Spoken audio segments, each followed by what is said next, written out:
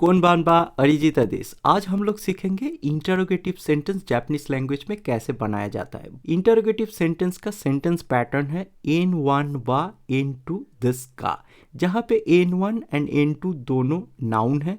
आप ये भी बोल सकते हैं कि N1 is the topic and N2 is the about topic. अब देखिए, जो इंग्लिश सेंटेंस होता है वो सेंटेंस के अंत पे हम लोग एक क्वेश्चन मार्क लगाता है, वैसे जापानीज में बस क्वेश्चन मार्क के जगह पे का लगाया जाता है। मीरा सान वा अमेरिका जिन दिस का, क्या मीरा सान अमेरिका जिन है यानी कि अमेरिकन है? तो mister Meera is American question, यहाँ पे Meera san is the N1 topic of the sentence and America जिन is the about topic of the sentence, यानी कि मीरा सान के बारे में बताया जा रहा है कि ही इज अमेरिकन, क्या वो अमेरिकन है।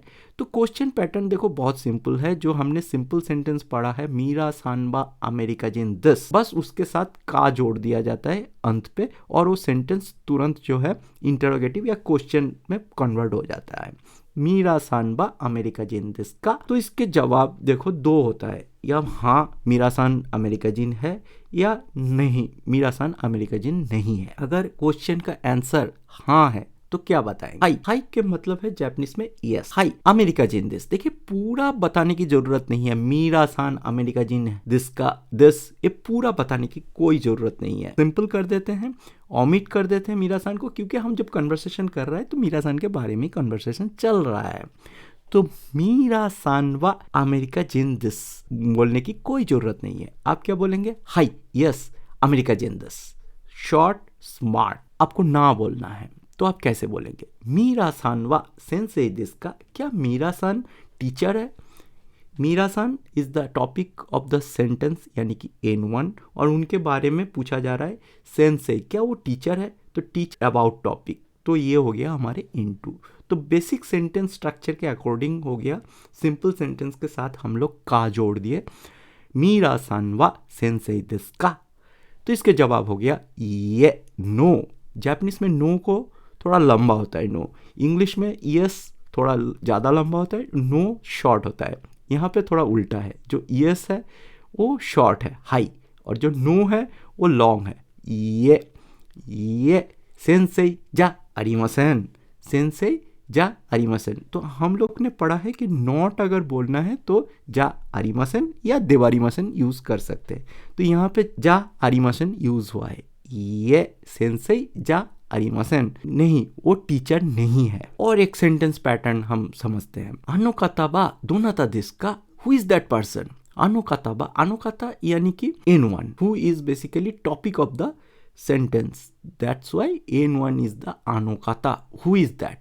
तो अनोकाता मतलब that person is the topic of the sentence is N1। दोनाता, भाई देखिए दोनाता मतलब who is the about topic of the sentence. अब इसके आंसर में तो आप कुछ बताओगे ना, तो जो आंसर होगा वही बेसिकली N2 होगा। तो यहाँ पे N2 के जगह पे दोनाता यूज होता है हु, तो who is considered as a N2, क्योंकि इसके आंसर जो है बेसिकली N2 ही है, यानी कि से अबाउट द टॉपिक है। अनोकाताबा दोनाता दिस का, who is that person? Meera सान दिस, मिस्टर मीरा। अब देखिए मीरा सान इक्वल टू दोनाता, हु इक्वल टू मीरा सान। तो यहाँ पे क्या हुआ, जो दोनाता है वो as a about topic use होता है। और एक चीज और ध्यान रखिए, अनोकाता इज द पोलाइट ऑफ अनोहितो। दो वर्ड है आपके पास, दैट पर्सन।